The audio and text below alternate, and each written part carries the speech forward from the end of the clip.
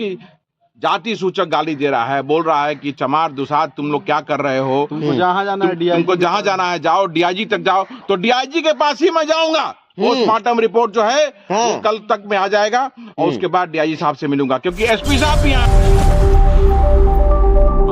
आज बोलने की स्थिति में नहीं है और लगातार ये कांप रही हैं। तो मुख्यमंत्री जी को सबसे पहले अपना काम और प्रगति यात्रा, जो तथाकथित प्रगति यात्रा कहते हैं, उसको छोड़ करके आना चाहिए। इनकी जो हत्या हुई है, जो शोषण हुआ है, जो शारीरिक शोषण हुआ है, उसकी जांच बैठनी चाहिए। और जो अपराधी जो हैं, सरकारी कर्मचारी जो अपराध जिन्होंने किया है, मैंने लगातार हुआ था और मानसिक उत्पीड़न के कारण कहा जा रहा है कि आत्महत्या करी। कोई आत्महत्या करेगा क्यों? वो तो जीना चाहती थी, घर से निकल करके गरीबी को दूर करने के लिए, अपनी माँ को इलाज कराने के लिए वो गई, काम करने के लिए कि माँ का इलाज करा सके, और उसे इस तरह से शारीरिक शोषण करके उसकी हत्या दिखाया जा रहा है कि आत्महत्या है। कौन इनका आंसू पोंछेगा?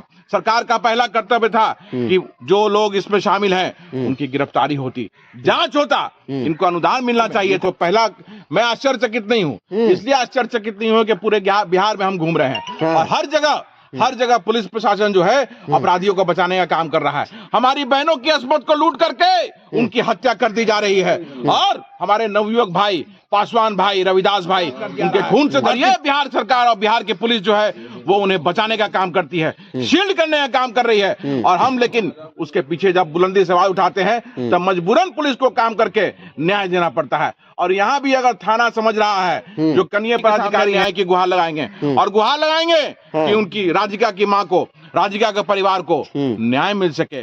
इनको जो है, जो अनुदान मिलता है SC ST की हत्या होने के बाद, SC ST का बलात्कार होने के बाद, वो मिलना चाहिए और जल्द मिलना चाहिए। जब भी तो करना पड़ेगा और न्याय देना पड़ेगा, क्योंकि बहुजन जाग चुका है और इनके लड़ने के लिए हमारे ऐसे लोग हैं, हमारे भाई राजा पासवान, धनु, हमारे जिला के अध्यक्ष हैं, सब लोग, दिनेश जी, लड़ाई लड़ने को तैयार हैं। और इनको जब तक न्याय नहीं मिलेगा ये लड़ाई जारी रखेंगे हम। अपराध की सजा जरूर मिलना चाहिए, तभी शायद उसकी आत्मा को शांति मिलेगी। सत्ता का लोभी, सत्ता का लालची, कुर्सी का लालची, सिर्फ इसीलिए ये लोग आता है अपना चेहरा दिखाने के लिए और चेहरा दिखाए गायब होता है। आप देखिए जहां जहां बिहार में मैं गया हूं और जहां जहां उत्पीड़न शोषण हुआ है वहां न्याय मिला कि नहीं मिला।